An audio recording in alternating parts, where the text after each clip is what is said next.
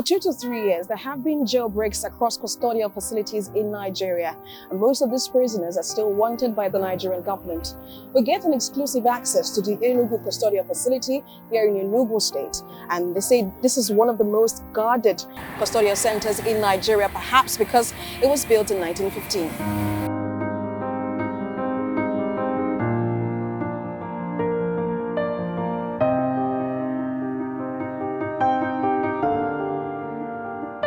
Prior to jailbreaks in 2020, a year that marked a resurgence of an uprising behind the walls, the country had recorded haunting prison breaks. This facility is one of such correctional centers always on guard.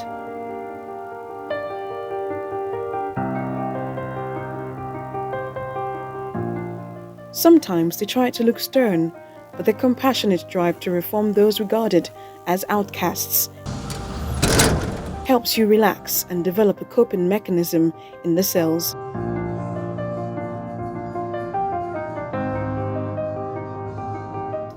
For an outsider like me, there is a limit to what I can see. They tell me it's for security purposes. Located within the metropolis, the officers of the Nigerian Correctional Service are striving to bring the inmates a feel of the outside world, although they're yet to replace the compassion of a loved one.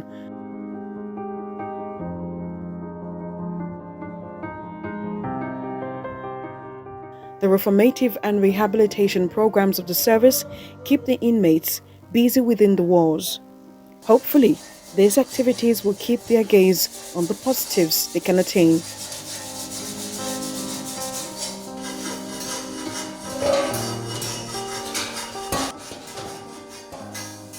I love this service.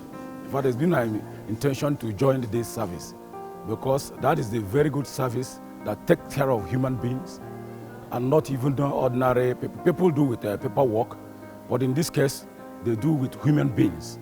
They make sure that human beings are reformed. That is what I see. I decided to join the service. You can see that some of them are... But the officer in charge of this correctional facility, the drive to reform the inmates is a personal one. It has been my desire to impact on the life of people. And when I discovered this is the place I can impact on the life of people, I decided to join the service. I was a policeman. I voluntarily wrote to withdraw my service from the police, looking for a place like this to come and impact on the life of people. And that is why I joined the service. So how's the journey? Very, very smooth. And very, very interesting. The journey has been very, very interesting, encouraging. The most challenging part is how to correct the ease of those people that are brought who have been in the society, and the society has so influenced them. For us to change them is so taskful, and we have been doing it. This is a colonial relic, gradually shedding its age with the signature wall paint of the service. With an initial capacity of 638 to serve Enugu and neighboring communities, the facility presently holds about 2,540 inmates. Of this number, 126 are convicted, 2,020 are awaiting trial for various offences, 38 are on life imprisonment. They are called the lifers. 264 are on the death row, while 92 with mental sicknesses. We have been able to control their excesses. The knowledge we gather over time in this service has given us that which is needed to control them. You can see that they are not violent. When we give instructions, they obey. There's no charm. It is just the knowledge, what we have gathered over time. That is what we are putting to bear to ensure that there is peace in this place. So I have been in this service for 30 years now, and I have walked through the length and breadth of this service. I know what it is. I think that is why I'm brought here to impart the knowledge I've gathered over time in this center. And by the grace of God, we are really doing it. You can see that every inmate here is law-abiding. There is no person that is lawless in this center. From outside, everything seems normal.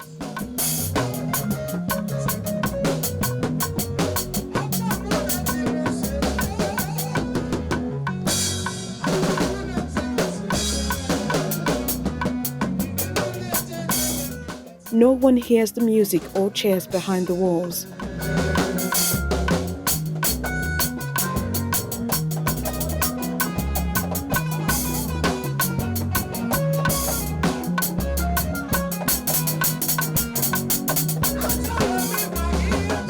only those in the yard are tuned into the frequency of the reformed band, a rather futuristic name for men regarded as outcasts, dreaming of when they will become free men.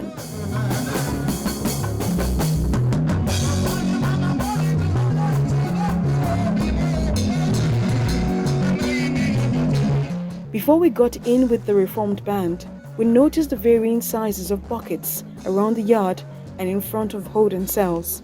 There's no doubt the topography of this place, like you have seen, is so undulating, and to get water here is difficult. So we're having the challenges of getting water to drink. But by the grace of God, at least we have the average need now to suffice the needs of the inmates, but it's not enough. We need NGOs, other stakeholders. I think the government have been trying their best. The service has been doing very well in providing these things. But we still need other stakeholders, NGOs, to play their role. Because this thing is not exclusively reserved for the service. Because these people, when they are out, they will still go back to the larger society. So we need to reform them properly. So that's why we need other stakeholders. It would be better for us to get a borehole. Let us see if the government has tried on its own, if other stakeholders can come and if possible to seek boreholes, even if not one, then the topography of this nature, the erosion has been a menace here. Erosion has been a menace in this place. You can see the undulating nature of this place. So we need NGO stakeholders to come to our aid.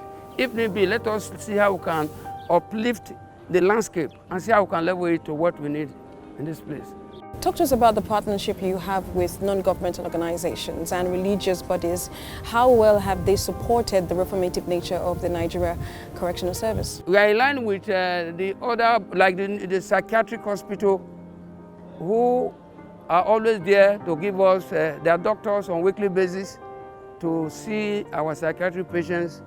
And most times they have offered to give us drugs. They have given us drugs. They come here every Wednesday to observe our inmates, give out drugs to our inmates. We also have the Catholic Mission.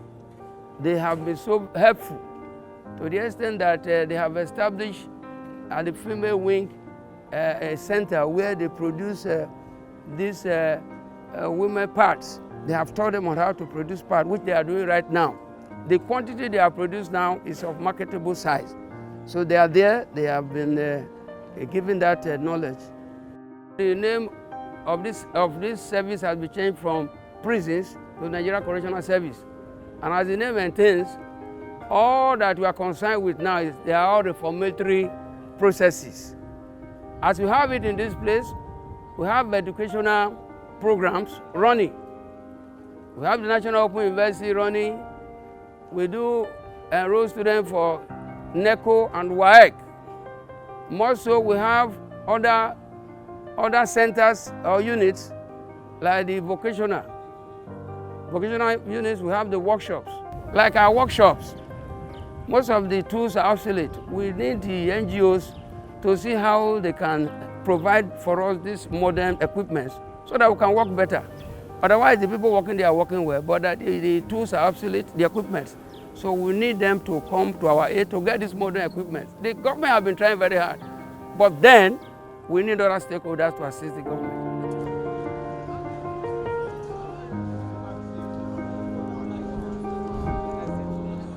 Intermittently, we see inmates running around with buckets on their heads. It's a race against time to finish the chores for the day. The bell will go off soon, and there won't be time to fix anything other than wait for what the next day brings. Tired of this incarceration, our heads bound. We know they even live our rights. We know they've got even the right to speech. We know they express their right to move, and nobody also. The music takes your eyes away from existing challenges like the scarcity of water, uniforms or overalls, and overcrowded rooms and buildings. Convicted in 2017, Nnamdi, not his real name, says he was framed for armed robbery in Onitsha, Anambra State, a crime he knew nothing about.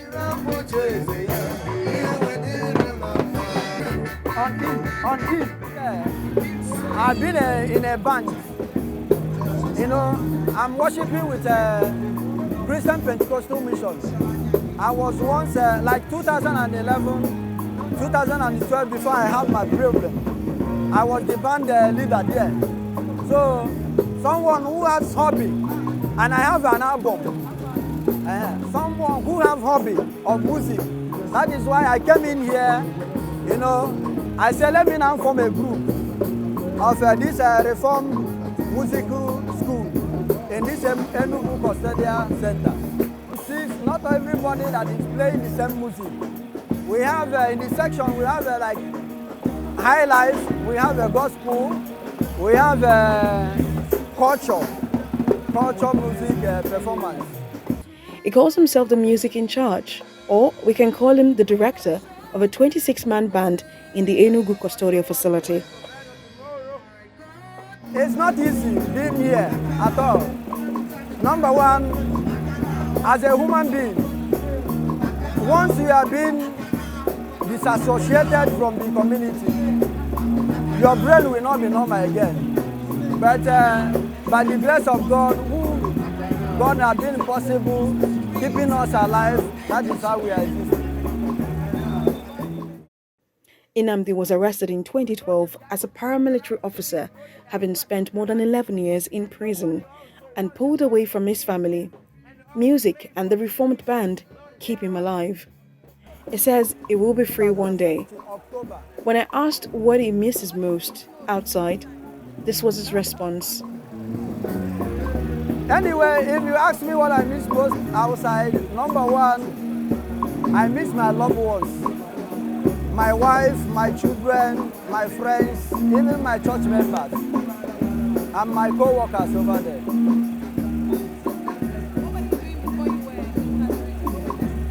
Okay, I'm a paramilitary. You know, looking at some inmates here, most cases that brought us here, we didn't commit the case. We didn't commit the case, yeah. But you know, due to some problem in the community may make someone to be here, or some people who think that they have money more than you, there can be a kind of, let me intimidate this person, understand, for a crime that you didn't commit. And I'm telling government, if there can be for the rescue of those people, like in their waiting trial, some people who have stayed like more than 10 years, their complainants are not coming to the court. Understand? Or for example, some people who have been convicted, understand, and who have lasted for, you know, duration of time like 10 years, 7 years, 11 years, 15 years, governments will come to the rescue of those people. Behind the imposing walls and metal-wired fences of the Enugu Custodial Center, we find one of the most intriguing classrooms in the world, with remarkable stories of extraordinary minds, whose pursuit of knowledge continues to flourish in the midst of difficulty and criticism. Since 2011, the custodial facility has registered 1,035 students for the National Examination Council exams, with most securing at least 5 credits as required by the National Open University. In 2011, July 2011, National Open University of Nigeria gave us approval in principle to run educational program. We started with 12 students, and over time, from 2011 to date is 12 years. Today we have a population of 380 students, ranging from different course of programs. We have law students, we have criminal security students, we have peace and conflict resolution students, we have political science students, we have computer science students. 45 have graduated so far. Yes, 45 have graduated so far, and 318 are undergraduates running the program right in here. Challenges are as rich as their bounds. There are so many. Number one is infrastructure. We need a new academic complex where students can have classrooms and have hall for seminars. 2, I want the state government, local governments, philanthropists to come to the aid of some of our challenges in terms of helping us to erect a hostel. They say bed of feather flows together. Students cannot perform at the optimal capacity where they're inside the same room with some of the students, some of the inmates who doesn't want to go to school. So they need to be in exclusive environment. I call it hostel for them. If government can come up to the hostel for our students, that would be beautiful. You will see their performance fantastic. Yes. Other challenges, this is online based. 90% of our program is online based. You see, we have difficulties in trying to make them to be compliant, computer and internet compliance. So we import people from outside coming here to teach them every day how to use the use of computers and all that. That is number 2. Number 3 is that we don't have generator because of epileptic power supplies. You must be 24/7 on generator to have a seamless academic studies. So we need a generator. We need photocopy machines. We need something like desks. National Open University, out of their own magnanimity, have given us 100 computers, new brand one. We need more. We want the philanthropists to come in. We want the state government to come in. We want local government chairman to come in. Let them partner with us. They are stakeholders in this business. So they should come in and help to reform these inmates. And we have a success story. That's the most important thing. Since 2011 to date, none of our students who have been discharged returned to this very place again. None. We call it recidivists. None of them. Or jailbird. None of them. Since 2011 to date. So if we can sustain this momentum, in the next 2-3 years, my dear, half of the population of this place will reduce. Here, as an inmate, if you're able to enroll and pass your NECO exams, you apply for a degree at the National Open University. When you have a degree in the bag, you can also apply for a master's degree. One of such exceptional students is Theophilus Okechukwu, discharged through an amnesty program, and now he is hoping to secure a PhD at the University of Nsukka in Enugu State. I am one of the pioneer students of National Open University of Nigeria, Nigeria Correctional Service, Special Study Center. I was a former awaiting trial inmate here. I came in here in 2010 over a community issue. There was a land issue in my community, and there was a communal armed conflict in my community. So at the end of the day, I and other leaders of my community, including my traditional ruler, we are brought into this place by the government. At the end of the day, they called discharge and acquitted us, and we left here in 2015. So that in 2011, the dean in charge of this place, Alhaji Mustafa Asa, invited me to his office and asked me to bring one other inmate who would do a work for him. When we came, he gave us the mandate to go to all the cells and collect names of those who have their O-level complete. That National Open University of Nigeria and Nigerian Prison Service have agreed to bring Open University into this prison facility. So that was what we did, and lo and behold, we were able to get about 11 inmates who have their O-level complete. Not that we have many others inside the cell who have their O-level complete, but they were doubting system in Nigeria. But when the thing started to flourish, most of them keyed into the program. So that's how the school started. And for myself, when we started, one as the Blessing Foundation came to our rescue together with the prison authority. They joined hands and paid for our school fees. Then as time goes on, went by, the prison authority and the Open University, they had an agreement. The Open University gave us 50% subsidy to study, kind of a part scholarship. But before I finished all my courses and graduate, National Open University gave us 100% subsidy, which means every one of us then were on scholarship. So by the grace of God, in 2015, I finished all my courses and graduated, presented with my Bachelor of Science degree, and it was given an award as best graduating student in all the correctional study center in Nigeria. So the money that was attached to the award, I used it to register for my master's in military.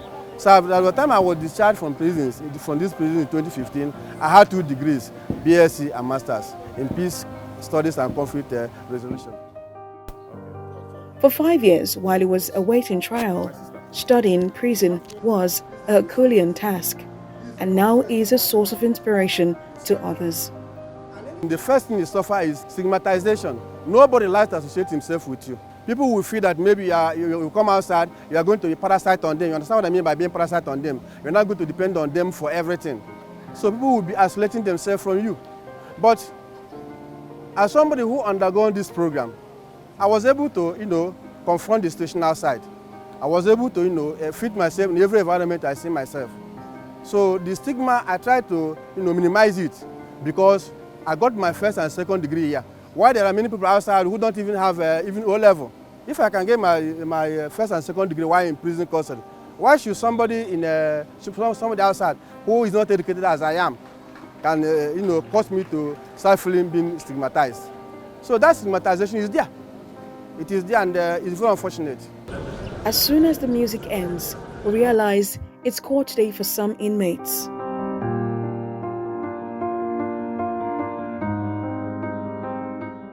For some, hope has been rekindled. It's an opportunity to see outside the walls.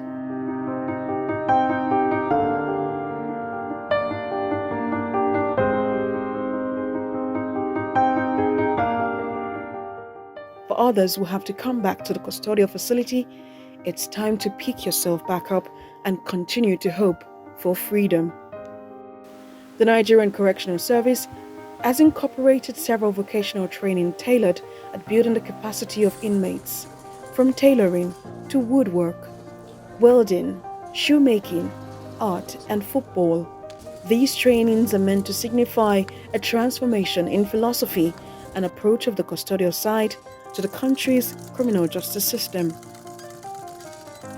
The aim is to get the public involved in the process of reformation and let them know exactly what is ongoing behind the walls and see how also they could assist us, complement what we've done. Because we'll find out that the job will be half done after we must have worked on the client, which is the inmate, and the inmate is out and it faces stigmatization. So if the public is carried along of what we are doing behind the walls, how the inmates are faring, then we are actually making a point, because when they see those inmates, they will now believe that those inmates are actually reformed. But without carrying the public along, you can't get total reformation. And reformation is a cycle.